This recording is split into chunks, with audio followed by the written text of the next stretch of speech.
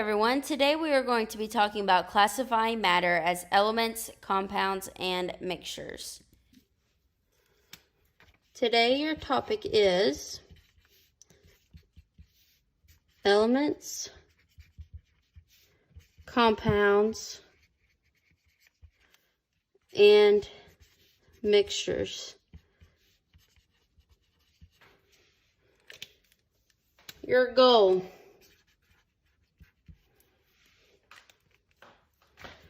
I can show the differences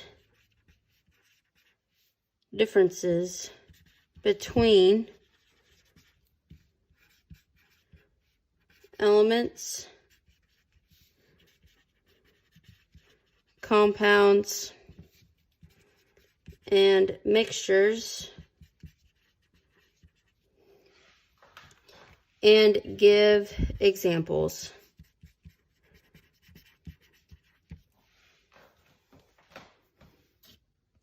Okay, so a pure substance. Make sure you type this in the notes section, highlight pure substance, and then type out the definition after.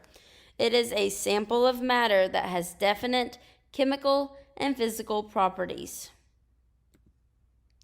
The three different types we see is elements. So type elements, highlight the word elements, and then type the rest of this stuff, which is a pure substance that cannot be separated into simpler substances by physical or chemical means without losing its properties.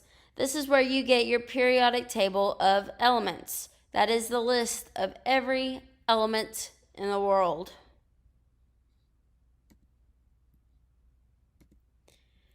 Okay, so also on the elements, you notice it is just a symbol. Like it has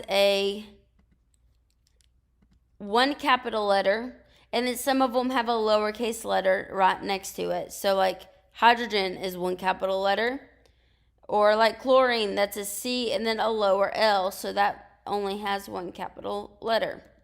So compounds, they are pure substances composed of two or more different elements joined by chemical bonds. So make sure you type that stuff out.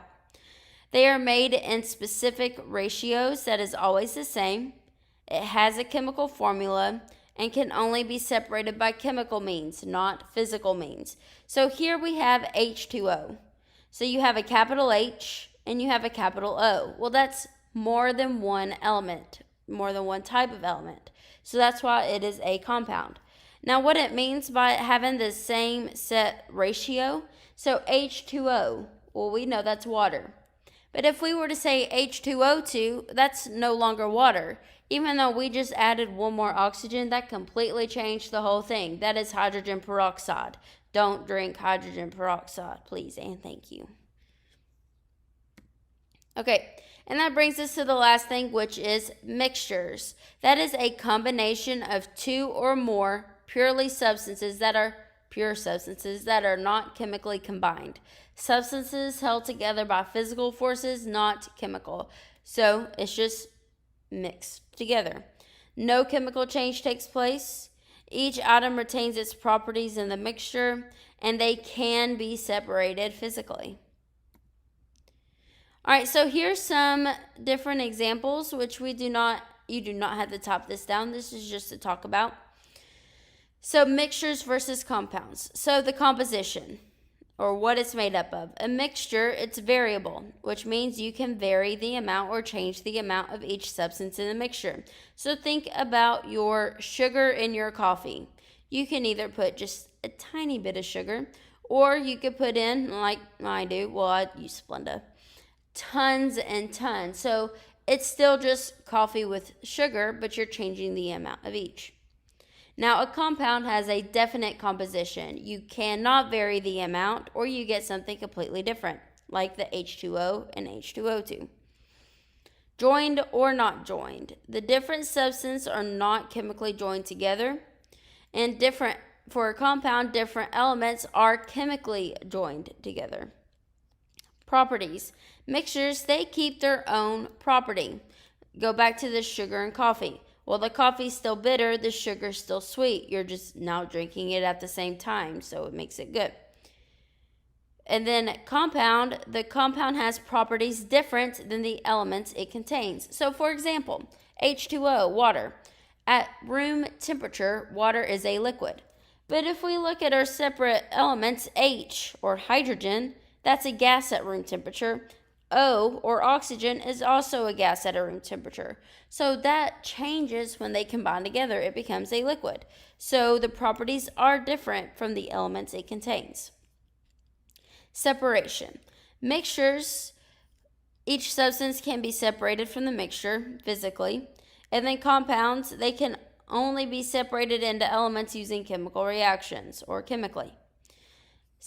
Mixtures, examples of mixtures would be air, seawater, and then most rocks are actually just mixtures.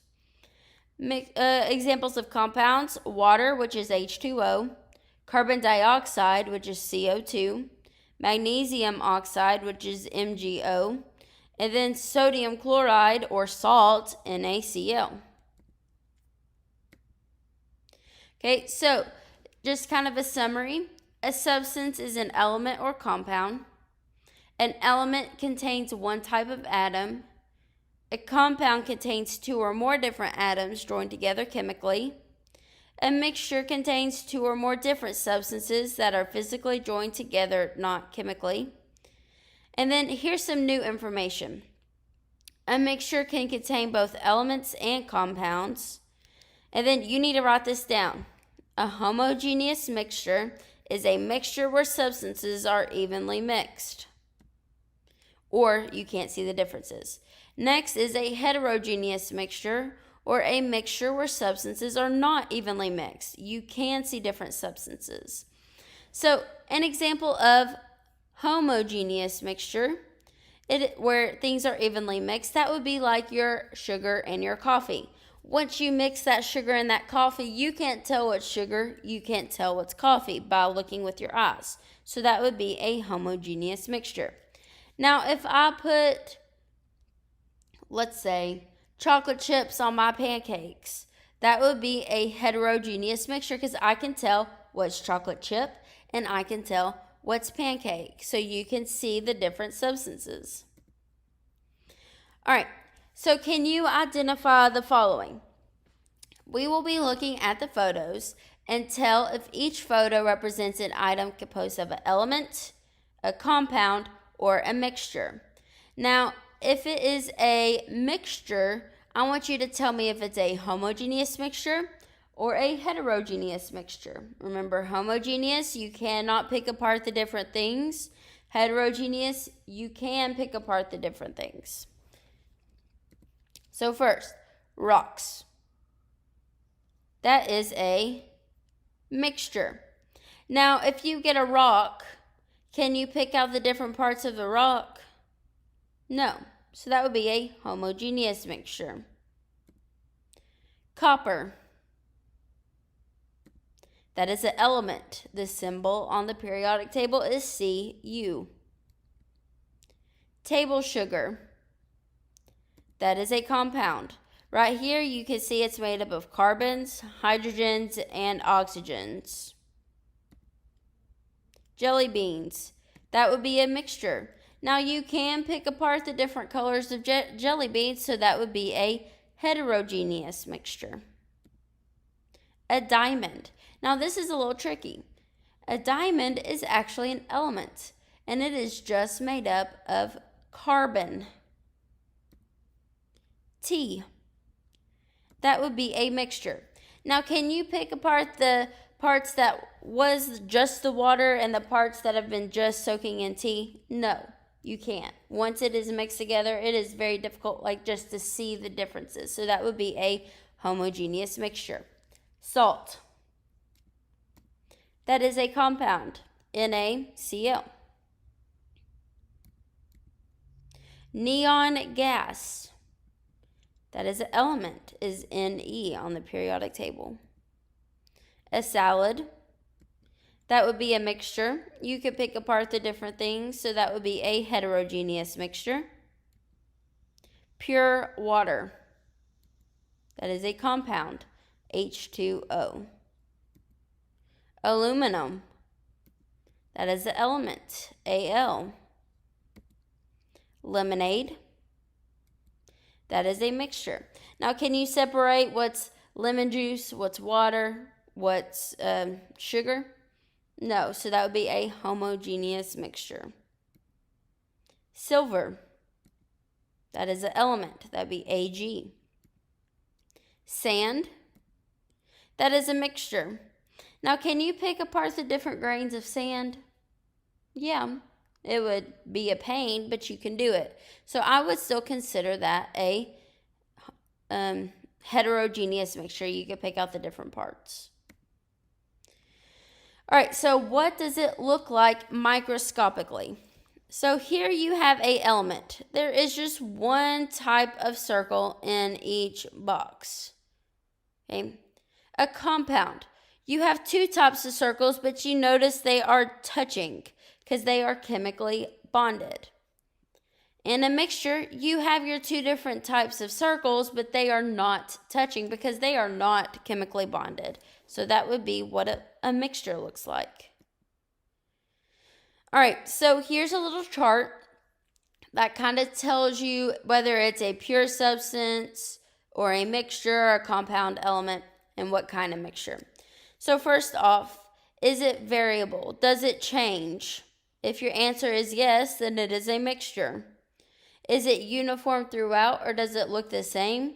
If it's yes, then it's homogeneous. If it's no, then it's heterogeneous. Okay, so let's go back to our first one, matter. If it's not variable, then it's a pure substance. So the only things that are pure substances are your elements or your compounds. So pure substances, can it separate into simpler substances? No, then it is an element like helium. Or yes, then it is a compound like water, H2O. Okay, so mixtures, most substances found are mixtures in some form. It's very hard to keep elements from mixing when left open and exposed. A homogeneous mixture is also known as solutions. Most people are most familiar with liquid solutions like tea, lemonade, Kool-Aid. But solutions can be solids, liquids, or gases, kind of like what we talked about with the rocks. They can be mixed with solids, liquids, and gases. You don't have to worry about looking at page 81. Can you think of any other solutions? All right, now some things that you may have heard before is something called an alloy. That is a solid solution. That's where you get like your rocks or a mixture of a metal and a non-metal. Alloys are combining to make products more durable or strong.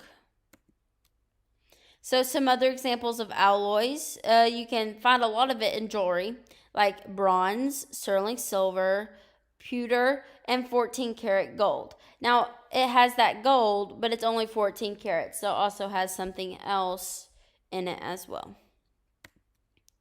All right, so physically separating mixtures. Okay, so first you have filtration, like a coffee filter, that is used for heterogeneous mixtures. Okay, so that's for the things that you can kind of pick out the different parts. Distillation, that's used for a homogeneous mixture.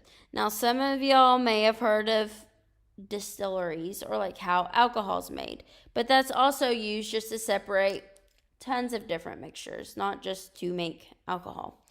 But in order to do this, you must have the boiling point of the mixtures you want to separate. You use the lowest boiling point and adjust your heat to that, and the two will separate. Crystallization, that's also used for homogeneous mixtures or solutions. And that's where part of it crystallizes and the rest stays as a liquid, and then you can physically separate it. And then sublimation, used to separate two solids in a mixture. Solid changes to a vapor without becoming a liquid. All right, and then the last thing is chromatography. It's used for mixtures. Okay, so have you ever been on the ride at the fair where you line up against the wall and it spins so fast that you are pressed up against the wall? When your chair rises up, you rise up with it without being buckled in. Well, that's basically what's happening. So chromatography, used for mixtures, and it separates those two mixtures. Compounds. Compounds can be separated using electrical currents, which is a reaction. An important characteristics of compounds is the law of definite proportions, which states a compound is always composed of the same elements in the same proportions by mass, no matter how large or small the sample. For example, if I have a gallon tub of salt and then you just have a tiny little salt shaker, it's still NaCl. It doesn't matter that I have a big tub or a small tub.